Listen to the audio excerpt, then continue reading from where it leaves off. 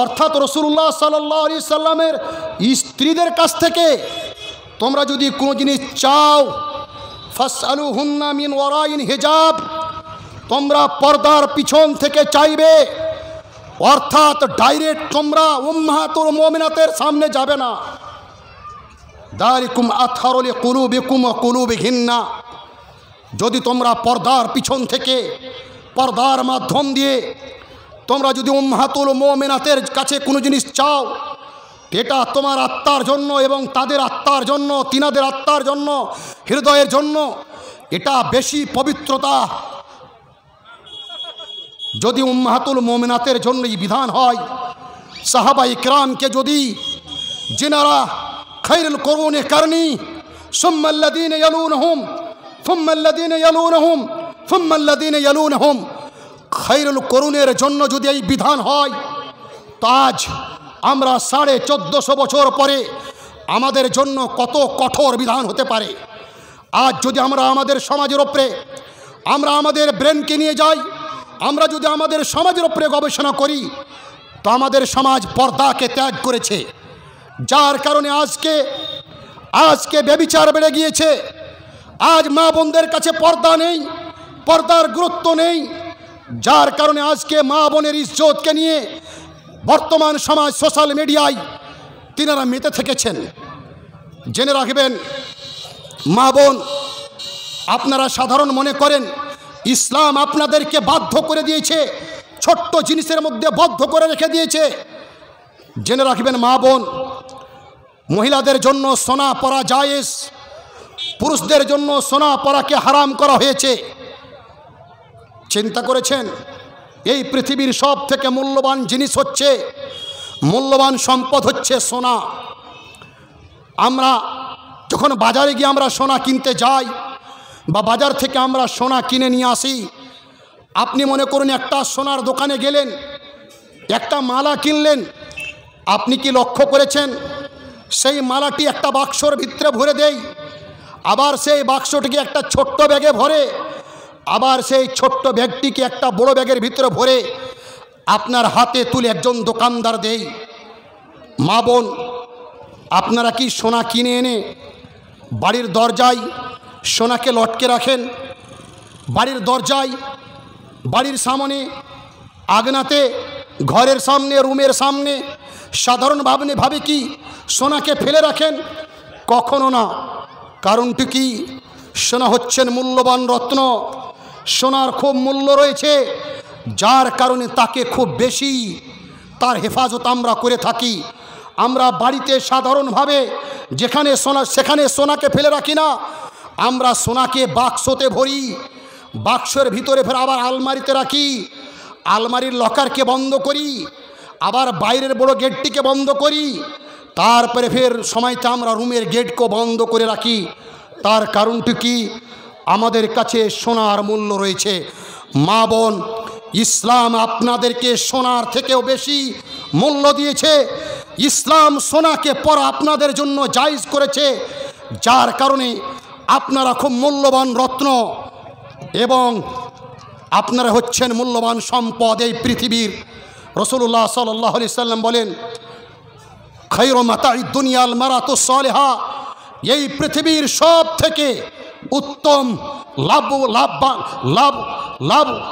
অর্জন করার জিনিস হচ্ছে দিনদার নারী, নেককার নারী, মহিলাকে মহান আল্লাহ তাআলা রাসূলুল্লাহ সাল্লাল্লাহু আলাইহি সাল্লাম খায়রু মাতাঈদ দুনিয়া বলেছেন। তো আপনারা হচ্ছেন এই পৃথিবীর মূল্যবান সম্পদ, মূল্যবান রত্ন, যার কারণে আপনাদের সম্মানের খাতিরে মহান আল্লাহ তাআলা আপনাদেরকে পর্দায় থাকার আদেশ করেছেন। এবং তার সঙ্গে সঙ্গে পুরুষদেরকেও, মহিলাদের পর্দা হচ্ছে সম্পূর্ণ মাথা থেকে নিয়ে পা পর্যন্ত, এটা সম্পূর্ণ মহিলাদের জন্য পর্দা, সম্পূর্ণ তাদেরকে পর্দায় থাকতে হবে।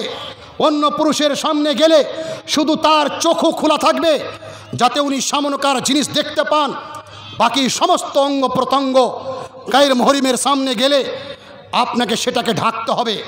পুরুষদের জন্য মহান আল্লাহ তাআলা পর্দা দিয়েছেন, কিন্তু তার জন্য নির্দিষ্ট জায়গা রয়েছে, তাদের লাভি থেকে নিয়ে হাঁটু পর্যন্ত এটা হচ্ছে পর্দা। এটা হচ্ছে অপরিহার্য। বাকি শরীরে অঙ্গ প্রত্যঙ্গ প্রয়োজনের খাতিরে খোলা জায়েজ রয়েছে, কিন্তু এর মানে এটা না যে আপনি অন্য পুরুষের সামনে সাধারণভাবে যেই মতো আমাদের পাড়া গ্রামে যিনারা চাষবাস করেন, যিনারা সেই জমিতে কাজ করেন, তিনারা শুধু সাধারণ একটি লুঙ্গি পরে থাকেন, কোমর পর্যন্ত বাস হাঁটু পর্যন্ত, এবং সম্পূর্ণ শরীরকে তিনারা উদাম করে থাকেন। জরুরত ছাড়া, অপরিহার্য ছাড়া একজন পুরুষও সাধারণ অন্য পুরুষের সামনে নিজের বডিকে, নিজের অঙ্গ প্রত্যঙ্গকে তিনিও খুলে রাখতে পারেন না, তিনাকে পর্দা করতে হবে। তো আমি আলোচনা করছিলাম যে পর্দা মা বোনদের জন্য পর্দা হচ্ছে অপরিহার্য, এটা ফরজ। এবং এই পর্দার বিধান 5 হিজরিতে মহান আল্লাহ তাআলা এই বিধানকে দিয়েছেন। আর এই 5 হিজরি থেকে কিয়ামত হওয়া পর্যন্ত এই বিধান চালু থাকবে। এই বিধান, পর্দার বিধান কোনো কট্টরপন্থী ওলামায়ে কেরামের বিধান না, এই বিধান আল্লাহ তাআলার বিধান। এই বিধানকে রাসূলুল্লাহ সাল্লাল্লাহু আলাইহি সাল্লাম বাস্তবায়ন করেছেন।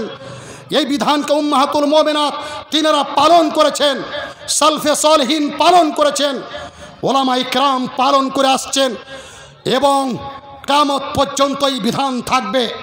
আমি মা বোনদেরকে অনুরোধ করব, জেনে রাখবেন এই পৃথিবীতে যতগুলো ফিতনা সাধারণ মা বোনদের জন্য, মহিলাদের জন্য হয়ে থাকে, মহিলারা যদি পর্দায় থাকতে আরম্ভ করে দেয়, তা আমাদের সমাজের যেগুলো ভুল ত্রুটি হয়ে চলছে, আমাদের সমাজে যেইভাবে ব্যভিচার চলছে, আমার পূর্বে শেখ আলোচনা করছিলেন বিবাহের বিধান নিয়ে, এই যে শরীয়তের উল্টো অনুযায়ী শরীয়তের বিধানকে ত্যাগ করে দিয়ে আজ বিবাহ পড়া হচ্ছে, তার কারণগুলি অনেকটি কারণের মধ্যে একটি বড় কারণ আমাদের মা বোনেরা, বেটিরা পর্দা না করার কারণে ছেলে মেয়েদের, পুরুষ এবং মহিলার ছেলে মেয়েদের ইখতিলাত, তাদের পারস্পরিক সম্পর্ক, এবং এই সম্পর্ক বেড়ে যাওয়ার কারণেই আজ একটি বিধানকে ত্যাগ করতে গিয়ে ইসলামের বিভিন্ন বিধানকে আমরা ত্যাগ করে দিচ্ছি।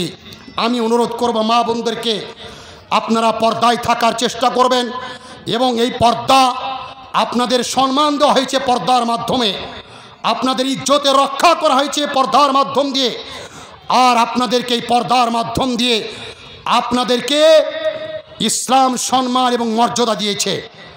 আজ আমাদের দেশে, আমাদের মুসলিম সমাজে, আমাদের শেরশাবাদিয়া কমিউনিটিতে, আমাদের এই মুসলিম গ্রামগুলিতে মাদ্রাসার জন্য, আমাদের মসজিদের জন্য, দাওয়াতি নামের জন্য বিভিন্ন জালসা হয়ে থাকে, যেটা হচ্ছে প্রথাগত জালসা। এই প্রথাগত জালসার সম্পর্কেও আমাকে আলোচনা করতে বলা হয়েছে। আমি মনে করি জালসার মাধ্যমে অনেক উপকার রয়েছে। আমি বলছি না জালসা শুধু ক্ষতি করে, এটা কখনো না। জালসা আমাদের করতে হবে।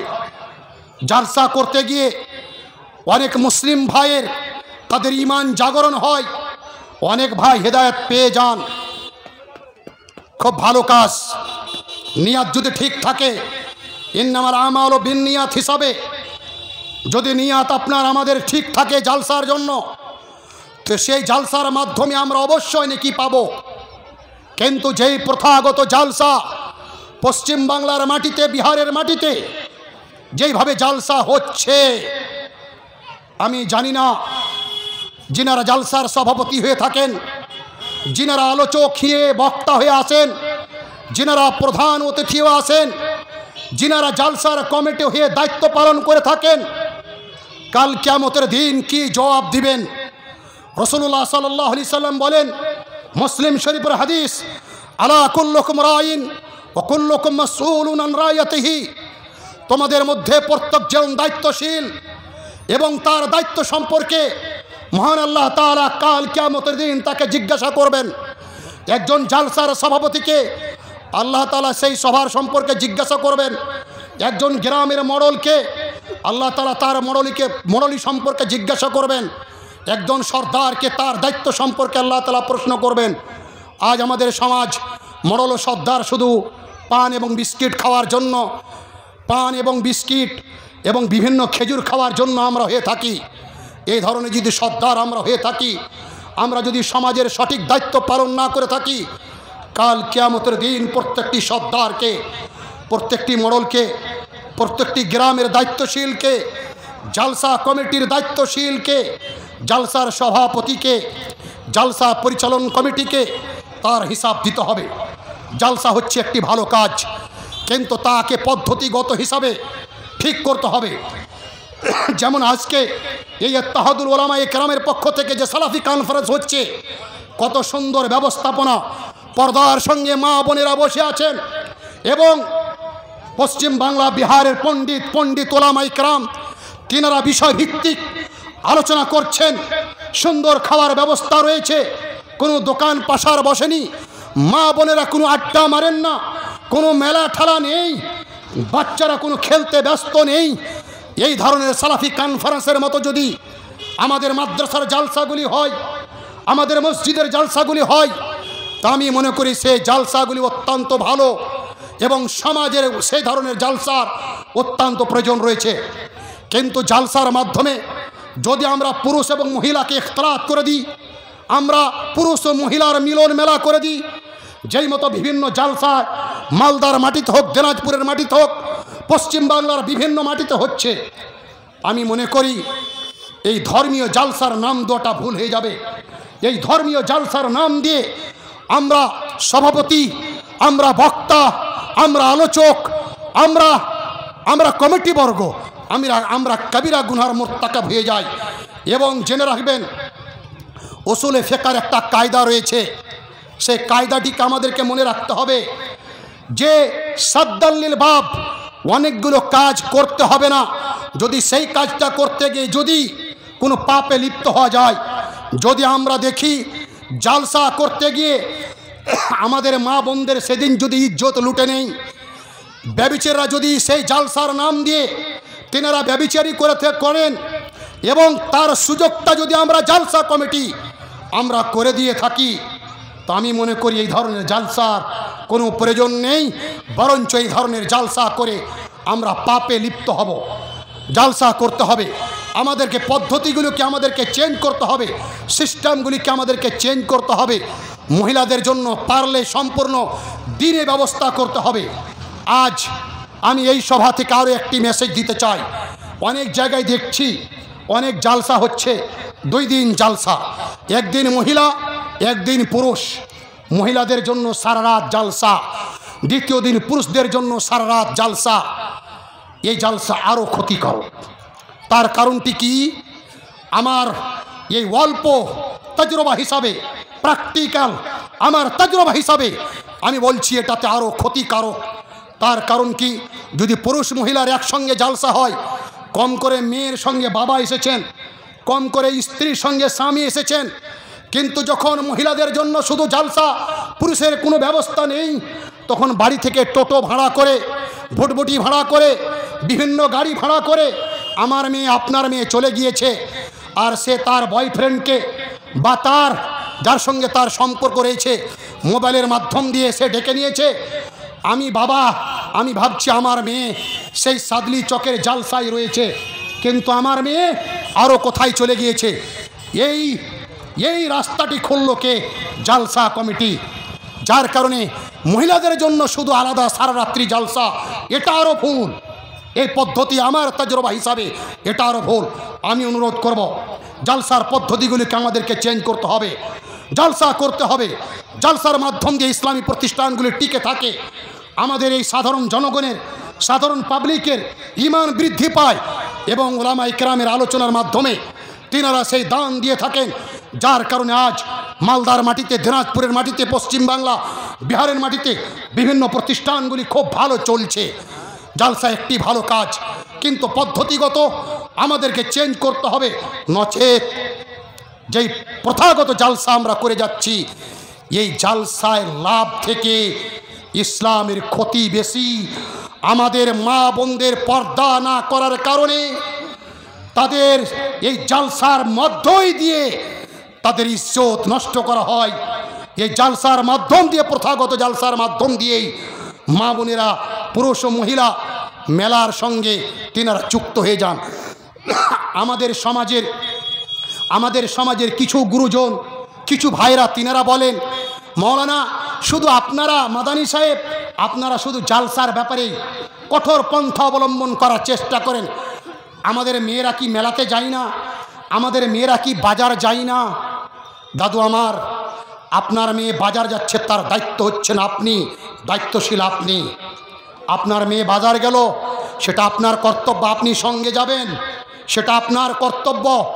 কিন্তু আমি জালসা কমিটি, আমি জালসার সেক্রেটারি, আমি জালসার প্রেসিডেন্ট, আমি কেন রাস্তা খুলে দেব পুরুষ মহিলার ইখতিলাতের, তারা যেন এক অপরের সঙ্গে দেখা করতে পারে, এই ব্যবস্থা আমি কেন করে দেব? যদি আমার মাধ্যম দিয়ে হয়, নিশ্চয় আমি পাপী। তো প্রথাগত জালসা আমাদেরকে বন্ধ করতে হবে, অর্থাৎ তার সিস্টেমকে মডিফাই করতে হবে, মহিলাদের জন্য দিনের ব্যবস্থা করতে হবে, এবং সব থেকে ভালো যদি পুরুষ ও মহিলা সকলের জন্যই সুন্দর ব্যবস্থাপনা দিয়ে সকলের জন্য যদি দিনেই জালসা হয়, সম্পূর্ণ ভালো। আর একটা প্রকাশ করে দিই যে জেনে রাখবেন, আমাদের মালদা, মুর্শিদাবাদ এবং পশ্চিম বাংলার যতগুলো জালসা ইস্তাহারে দেখবেন, শ্রোতাদের ধৈর্য ধরা পর্যন্ত সারা রাত্রি ব্যাপী। আপনাকে আমি চ্যালেঞ্জ দিচ্ছি, রাত 12টার পরে যদি জিবরিল আলাইহিস সালাতু ওয়াস সালাম এসেও বক্তব্য দেন, তো শ্রোতারা তার বক্তব্য ভালো করে শুনেন না। এবং এই পণ্ডিত ওলামা ইকরাম, যিনারা আজকে নামধারী বক্তা, যারা গভীর রাত্রে বক্তব্য রেখে রাখে, তাদের হিস্ট্রি উঠিয়ে দেখবেন, তারা ফজরের নামাজ জামাতে কোনোদিন পড়ে না। এমনকি জালসার প্যান্ডেলে এসে মাদ্রাসার কমিটির রুমে থাকার পরেও সে ফজরের নামাজ জামাতে পড়ে না, যার কারণে আজ আমাদের সমাজ হেদায়েত পাচ্ছে না। তো এই গভীর রাত ধরে জালসা করতে হবে না। আমি যতটুকু করি, রাত 10টার পরে আমি কোনো স্টেজে থাকি না, এবং রাত 10টার পরে আমি কোথাও বক্তব্য রাখি না। এবং আমার পরামর্শের মাধ্যম দিয়ে যিনারা জালসা করেন, সম্মেলন করেন, তিনাদেরকে কঠোর অনুরোধ করি, রাত 9টার পরে কোনো প্রোগ্রাম করবেন না। আমরা যদি সাহাবায়ে কেরামের জীবনীকে উঠিয়ে দেখি, সাহাবায়ে কেরাম তিনারা এশারের পরেও তিনারা দাস দিতেন না। শুধু আব্দুল্লাহ বিন মাসউদ সম্পর্কে পাওয়া যায়, তিনি বৃহস্পতিবারের দিন, সপ্তাহে তিনি একদিন বৃহস্পতিবারের দিন তিনি এশারের পরে দাস দিতেন। আজ রাত 12টা, 1টা, 2টা পর্যন্ত বক্তা ডুগডুগি বাজাচ্ছে, শ্রোতা ডুগডুগি বাজাচ্ছে, আর মোবাইলে ক্যাচ করে নিয়ে ফজরের নামাজে কেউ মসজিদে নেই। আমি একটি জালসার কথা বলি। আমি কোচবিহারের মাটিতে একটি জালসায় গিয়েছিলাম, কোচবিহারের মাটিতে, আজ থেকে 8 বছর আগে। সেখানে মসজিদে ঘুমিয়েছিলাম। ফজরের নামাজে সবাই মসজিদে ঘুমিয়ে থাকার পরেও গোটা মসজিদ, যারা রাত্রে জালসা শুনেছে, তারা সবাই শুয়ে আছে। 5-6 জন ছাড়া কেউ নামাজে উঠলেন না। এমনকি যিনারা বক্তব্য রাখলেন, প্রধান বক্তা, আলোচক, আলোড়ন সৃষ্টিকারী, তিনারাও কেউ ফজর নামাজ রাখলেন না, নামাজ পড়লেন না। আলা কুল্লুকুম রাইন ওয়া কুল্লুকুম মাসউলুন আন রায়াতিহি। যারা দায়িত্বশীল এই ধরনের জালসার হবেন, প্রথাগত জালসার, তিনারা অবশ্যই তিনাদেরকে কাল কিয়ামতের দিন হিসাব দিতে হবে। আসুন আমরা চেঞ্জ হই, আমরা সমাজকে চেঞ্জ করি, আমরা আমাদের মা বোনদের ইজ্জতের রক্ষা করি, তাদেরকে পর্দার বিধান, তাদের জ্ঞান দিই, ইসলামী প্রতিষ্ঠানগুলিতে তাদেরকে শিক্ষা দিই, যাতে আমাদের মা বোনেরা পর্দার বিধানকে বুঝতে পারে। শরীয়ত ইসলাম তাদের কত মর্যাদা দিয়েছে, তারা তাদের মর্যাদাকে, তাদের গুরুত্বকে তারা বুঝতে পারে, এবং পর্দার মাধ্যমে তারা থেকে নিজের জীবনকে কাটাতে পারে। এবং আসুন আমরা চেঞ্জ হই, আমরা আমাদের সমাজকে চেঞ্জ করি। এই প্রথাগত জালসা আমরা সিস্টেমকে চেঞ্জ করি। শেখ আসাদ আদমি, তিনি জামিয়া সালফিয়া বেনারসের একজন মহাপণ্ডিত শিক্ষক, তিনি একটি বই লিখেছেন যে ইসলাহি জলসোं की ইসলাহ, এই ধরনের উনি একটি বই লিখেছেন যে যেই জালসাগুলি ইসলাহ করার জন্য, সমাজ সংস্কার করার জন্য, সমাজকে ধর্মের দিকে ডাকার জন্য যেই জালসাগুলি হয়ে থাকে, সেই জালসাগুলিকে আগে তাকে ইসলাহ করতে হবে, তাকে ঠিক করতে হবে। ওই জন্য আসুন আমরা সমাজের প্রত্যেকটি দায়িত্বশীল, আমরা ওলামায়ে কেরাম, আমরা মোড়ল, আমরা সর্দার, আমরা সেক্রেটারি, আমরা প্রেসিডেন্ট, আমি আমার আব্বার কাছে, আমি গুরুজনদের কাছে, আমার আসাতেদের কাছে অনেক শুনেছি। আজ থেকে 25-30 বছর আগে সব জালসাগুলো মালদা উত্তর দিনাজপুরের দিনেই হতো। এই কোথায় থেকে সিস্টেম চেঞ্জ হলো, রাত্রে জালসা করতে হবে, আর এই জালসার জন্য বিশাল খাবার দাবারের ব্যবস্থা, যাতে গোটা গ্রামবাসী তাতেই ব্যস্ত থাকবে। আর তিনারা জালসা শুনবেন না, অন্য গ্রামের মানুষেরা আর এসে তারা হাদিস কোরআন শুনবেন। যেই গ্রামের জালসা হবে সেই গ্রামের মা বোনেরা শুধু কুটুমতালিতে রান্না করতেই আর খিলাতেই আর বিহান নিয়ে ব্যস্তই থাকবে। এই ধরনের প্রথাগত জালসা আমি মনে করি চেঞ্জ অবশ্যই করতে হবে। আর একটি আমি অনুরোধ করব, এই জালসাগুলি খুব লম্বা করতে হবে না, সেই সালাফি কনফারেন্স হোক বা সাধারণ জালসা হোক, খুব লম্বা করতে হবে না, 3 থেকে 4 ঘন্টার জন্য করতে হবে। মনে করুন 2টা থেকে 1-1.5টা থেকে 2টো থেকে আরম্ভ করতে হবে, সন্ধ্যা পর্যন্ত শেষ করে দিতে হবে। সাধারণ যিনারা দূরের অতিথি আসবেন তিনাদের জন্য ব্যবস্থা করতে হবে, আর সাধারণ শ্রোতাদের জন্য চা বিস্কুটের ব্যবস্থা করলেই যথেষ্ট। আর 3-4 ঘন্টা সুন্দর যিনারা হাদিস কোরআনের মহাপণ্ডিত, আব্দুর রাকিম মাদানির মতো আলোচক, আবদুল্লাহ সালাফির মতো আলোচক, সেই ধরনের আলোচকদেরকে আনতে হবে। সুন্দর বিষয়ের উপরে সংক্ষেপে 30 থেকে 40 মিনিট তেনারা আলোচনা রাখবেন, যথেষ্ট। 3-4টি বক্তা হলেই সুন্দর আলোচনা হয়ে যাবে, সমাজ সংস্কার হবে। আমি এ আশা রেখে আবার আমি এই ইত্তেহাদুল উলামায়ের কেরামের যিনারা দায়িত্বশীল রয়েছেন, সালাফি কনফারেন্সের যিনারা দায়িত্বশীল রয়েছেন, সকলের আমি শুকরিয়া আদায় করছি, কৃতজ্ঞতা জ্ঞাপন করছি। এবং আবার মা বোনদের কাছে আমি অনুরোধ করছি, আপনারা পর্দার গুরুত্ব বুঝুন, পর্দার মাধ্যমে নিজের জীবনকে অতিবাহিত করার চেষ্টা করুন, পর্দার মাধ্যম দিয়ে নিজের জীবনকে অতিবাহিত করার চেষ্টা করুন।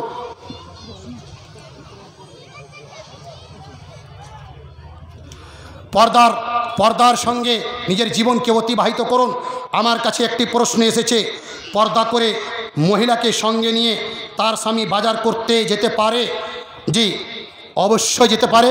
এখানে ওলামায়ে কেরাম বসে আছেন, তেনারা শেখ আব্দুর রাকিম মাদানি আছেন, জামিয়াতুল ইমাম বুখারীর তিনি সিনিয়র শিক্ষক, আমার অত্যন্ত শ্রদ্ধেয়, তিনি বসে আছেন। তিনি অবশ্যই এ ব্যাপারে বলবেন। আমার যতটুকু স্টাডি আছে এবং আমি যতদূর মোতালা করেছি, অবশ্যই স্বামী নিজের স্ত্রীকে নিয়ে তেনারা বাজার করতে যেতে পারেন। অনেক ওলামায়ে কেরাম, সৌদি আরবের মহাপণ্ডিত ওলামায়ে কেরাম, তেনারা নিজের স্ত্রীদেরকে নিয়ে তেনারা বাজারে যান। এমনকি আল্লামা আলবানী রহমতুল্লাহ আলাইহি সম্পর্কে শেখ আসগার আলী ইমাম মাহদি সালাফি হাফেজুল্লাহ, তিনি জামিয়াতুল আলবানীর প্রাঙ্গণে তিনি আলোচনা করতে গিয়ে তিনি শেখ আলবানী রহমতুল্লাহ আলাইহিরও তিনি উদাহরণ দিয়েছেন, যে শেখ আলবানী রহমতুল্লাহ আলাইহি নিজের স্ত্রীকে নিয়ে নামাজ পড়তে এসেছেন এবং মার্কেটে গিয়েছেন। যার কারণে আমার স্টাডি অনুযায়ী, মোতালা অনুযায়ী, অবশ্যই একজন স্বামী তার স্ত্রীকে নিয়ে, তার বেটিকে নিয়ে, তার মাকে নিয়ে একজন পুরুষ অবশ্যই বাজারে যেতে পারেন। আমি জানি এই প্রশ্নটি কেন এসেছেন, কেউ বলেছেন যে কোনো মহিলা বাজার করতে যেতে পারে না, যদি কোনো পুরুষ বাজার করতে যায় তো সে কাপুরুষ। এটা মানহাজে সালাফের ফতোয়া না। অনুরোধ করব, এনি টাইম সালফে সালেহীনের উপরে লক্ষ্য করবেন। সালফে সালেহীন হচ্ছেন সাহাবায়ে কেরাম, তেনারা আমাদের জন্য আদর্শ, আইডিয়াল। আইম্মায়ে কেরাম তেনারা হচ্ছেন আমাদের জন্য সালফে সালেহীন। কোনো সালফে সালেহীন, কোনো সাহাবায়ে কেরাম, কোনো আইম্মায়ে কেরাম এই ধরনের ফতোয়া দেননি। আমার জানা মতে এই ধরনের ফতোয়া আমি পাইনি। ওয়া জাযাকুমুল্লাহু খায়রা। আসসালামু আলাইকুম ওয়া রাহমাতুল্লাহি ওয়া বারাকাতুহু।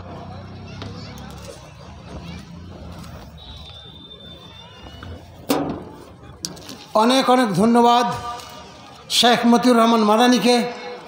সত্যি আমি বলি যে এই রকম সভা হোক, যেখানে মানুষ বুঝুক, দিন শিখুক, মানুষের দিন শিখার ব্যবস্থা হোক।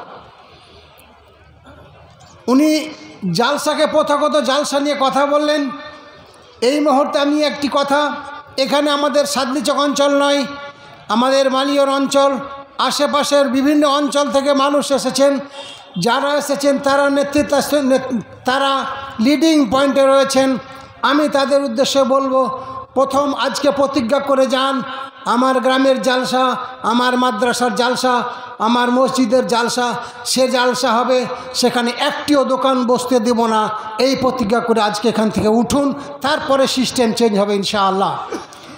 প্রথমে এটা কথা ভাবুন, দোকান বসে জালসার নামে ব্যবসা করতে দেব না, জালসার নামে পাপের আড্ডা খুলে দেব না, এইটা হতে দেব না।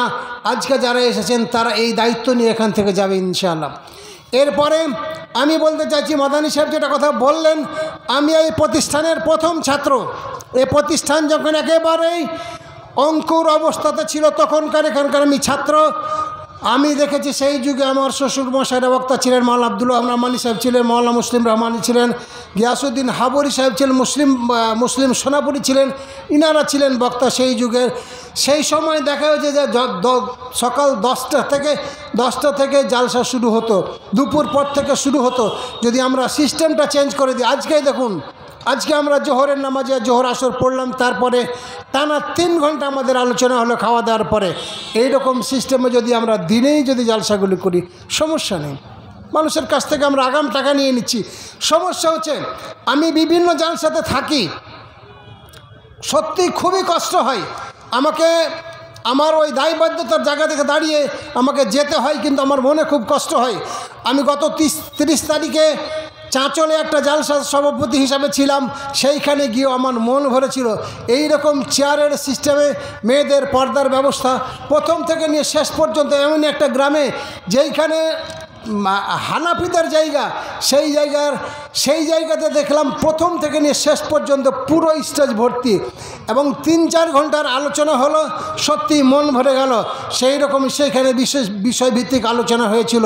আজকের সেই রকম জালসা একটা হয়েছে। তো কথা হচ্ছে, আমাদের এই জালসার সিস্টেমে একটা পরিবর্তন আমাদের আনার চেষ্টা করতে হবে। অবশ্যই প্রতিষ্ঠানের জন্য জালসা একটা আয়ের উৎস, আয়ের প্রধান সোর্স একটা। যেমন আমি আপনাদের বলি, বাল্যঘাট মাদ্রাসার জালসাতে এবছর প্রায় 30 লক্ষ টাকা আমাদের নগদ কালেকশন হয়েছে। এই 30 লক্ষ টাকাতে একটা মাদ্রাসা 1 বছর চলে যাবে, সমস্ত খরচ চলে যাবে আর কি। তো কথাটা হচ্ছে যে মাদ্রাসার একটা আয়ের উৎস এইটা, কিন্তু উৎসর সিস্টেমটা চেঞ্জ করতে হবে। আমরা যদি ইচ্ছে করি তাহলে নিশ্চয়ই চেঞ্জ করতে পারবো। মা বোনেরা, আপনাদের উদ্দেশ্যে বলি, এখনই মাদানী সাহেব আলোচনা করছিলেন পর্দার বিষয় নিয়ে। তো পর্দার বিষয় নিয়ে আলোচনা করছেন, তারপরেও যদি আপনাদের আওয়াজ উঁচু হয়ে যায়, আপনাদের আওয়াজের জন্য যদি আমাদের কথা বলতে হয়, মুখ খুলতে হয়, তো এটা লজ্জাজনক ব্যাপার। আপনাদের কাছ থেকে আশা করছি আপনারা চুপচাপ আলোচনা শুনবেন। সত্যি আমি খুশি হয়ে গেলাম, ধন্য হলাম। ধন্যবাদ জানাচ্ছি ইত্তেহাদুল উলামাকে, যারা এইরকম একটা সুন্দর পরিবেশে একটা আলোচনার সভা করেছেন, দাওয়াতের কাজ করেছেন। এখন আপনাদের সামনে ফয়জুল শেখ আব্দুর রকিব মাদানী সাহেবকে, ইনি জামিয়া আল ইমাম আল বুখারী কিশনগঞ্জের একজন শিক্ষক, এবং শিক্ষকই শুধু নয়, সিনিয়র শিক্ষক তিনি। এক তো মাদানী মানুষ, তারপরে শিক্ষক মানুষ, সিনিয়র শিক্ষক, তারপরে তিনি সব থেকে বড় কথা, তিনার ভাষা খুব সুন্দর। তিনাকে সম্ভবত জাকির নাইক যখন এখানে এসেছিলেন, তখন তিনি অ্যানাউন্সার ছিলেন সেই সভার। অত বড় সভার অ্যানাউন্সার হিসাবে একটা হওয়ার, মানে সঞ্চালক হওয়ার, এটা এমনি হতে পারে না। তো এখন আপনাদের সামনে আসবেন মাদানী সাহেব। তার শেষে 15 মিনিট 20 মিনিট আপনাদের প্রশ্নের জন্য একটা সময় থাকবে। যারা কারো যদি কোনো প্রশ্ন থাকে, তাহলে তাকে সেই প্রশ্ন আপনারা করতে পারবেন। মাগরিব পর্যন্ত উনি আলোচনা করবেন। শেখ ফলিম, আসুন।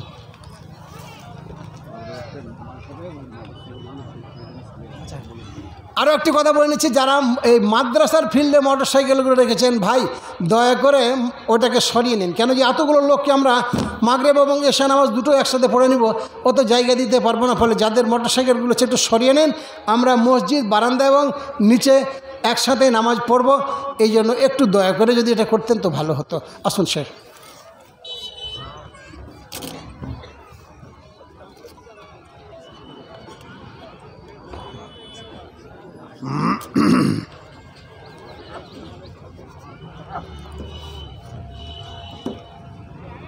अस्सलामु अलैकुम वरहमतुल्लाहि वबरकातुह।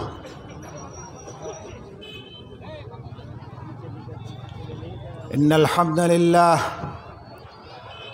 नहमदुहु व नस्तईनुहु व नस्तगफिरुह व नऊज़ु बिल्लाहि मिन शुरूरि अनफुसिना व मिन सय्यिआति अमालिना मन यहदिहिल्लाहु फला मुदिल्ल लह व मन युद्लिल्हु फला हादिय लह व अशहदु अन ला इलाहा इल्लल्लाह व अशहदु अन्ना मुहम्मदन अब्दुहु व रसूलुहु अम्मा बाद फ़इन्न खैरल हदीस किताबुल्लाह व खैरल हदी हदी मुहम्मदिन सल्लल्लाहु तआला अलैहि वसल्लम व शर्रल उमूरि मुहदसातुहा व कुल्ल मुहदसतिन बिदअह व कुल्ल बिदअतिन ज़लालह व कुल्ल ज़लालतिन फिन्नार। अऊज़ु बिल्लाहि मिनश शैतानिर रजीम। बिस्मिल्लाहिर रहमानिर रहीम।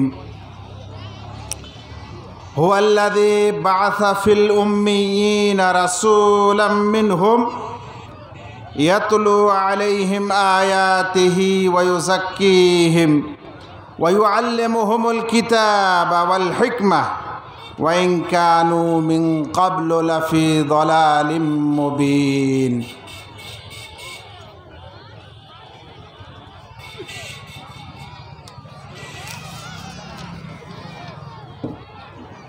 सादली चौक अंचल हरिश्चंद्रपुर थानार अंतर्गत बासुदेवपुर माद्रासा इस्लाहुल मुस्लिमीन प्रांगणे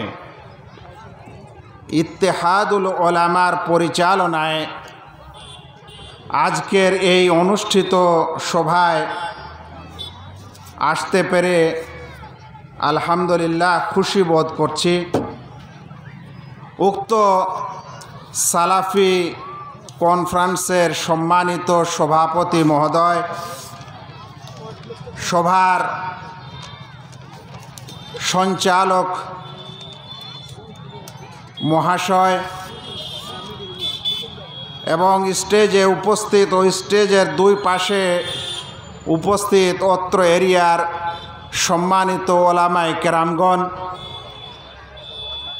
অত্র এরিয়ার বিভিন্ন অঞ্চল থেকে সমাগত ইসলাম দরদি দিনী ভাই সকল, পর্দার আড়ালে মা ও বোনেরা এবং স্নেহের কচি ও কাচারা, আল্লাহ রাব্বুল আলামিনের যাবতীয় প্রশংসা এবং প্রিয় নবী মুহাম্মদ মুস্তাফা সাল্লাল্লাহু আলাইহি ওয়াসাল্লামের প্রতি অনেক অনেক দরুদ ও সালাম বর্ষিত হোক। আল্লাহুম্মা সাল্লি আলাইহি আল্লাহুম্মা বারিক আলাইহি। আমাকে এই মহতী সম্মেলনে যে বিষয় দেওয়া হয়েছে, আলোচনা করার জন্য আহ্বান করা হয়েছে, সেই বিষয়টি হচ্ছে ইসলামে দ্বীনি শিক্ষার প্রয়োজনীয়তা ও তার রূপরেখা। ইসলামে দ্বীনের শিক্ষা, ইসলামের শিক্ষার কি প্রয়োজন রয়েছে এবং সেটা কি নিয়মে ও কি রূপরেখায় বাস্তবায়ন করা যেতে পারে, এ সম্পর্কে আমাকে আপনারা আলোচনা করতে সুযোগ করে দিয়েছেন, তাই সকলকে ধন্যবাদ জানাই। ভাই সকল, প্রথমে আমরা আল্লাহ রাব্বুল আলামিনের একটি আয়াত, যেটি কোরআন মজিদে আল্লাহ রাব্বুল আলামিন প্রিয় নবী মুহাম্মদ মুস্তাফা সাল্লাল্লাহু আলাইহি ওয়াসাল্লামের মিশন সম্পর্কে আলোচনা করেছেন এবং বলেছেন, হুয়াল্লাযী বা'সা ফিল উম্মিয়িনা রাসূলা, তিনি সেই মহান আল্লাহ যিনি নিরক্ষর আরবদের মাঝে একজন রাসূল প্রেরণ করেছেন, মিনহুম, তাদেরই মধ্য থেকে, ইয়াতলু আলাইহিম আয়াতিহি, যিনি তাদের মাঝে আল্লাহ তাআলার আয়াত ও নিদর্শনগুলি পড়ে শোনান, ওয়ায়ুযাক্কিহিম, এবং যিনি তাদেরকে পাক ও পবিত্র করেন, ওয়ায়ুআল্লিমুহুমুল কিতাব ওয়াল হিকমা, এবং তাদেরকে কোরআন ও সুন্নত শিক্ষা দেন। ওয়াইন কানু মিন ক্বাবলু লাফি দালালিম মুবিন, যদিও তারা ইতিপূর্বে স্পষ্ট ভ্রষ্টতার মধ্যে ছিল। আল্লাহ রাব্বুল আলামিন এখানে প্রিয় নবী মুহাম্মদ মুস্তাফা সাল্লাল্লাহু আলাইহি ওয়াসাল্লামের মিশন, তার দায়িত্ব, কর্তব্য এবং তিনি যে কাজ করছিলেন তার কিছুটা বর্ণনা দিয়েছেন। তার মধ্যে একটি কথা এসেছে, ইউআল্লিমুহুমুল কিতাব ওয়াল হিকমা,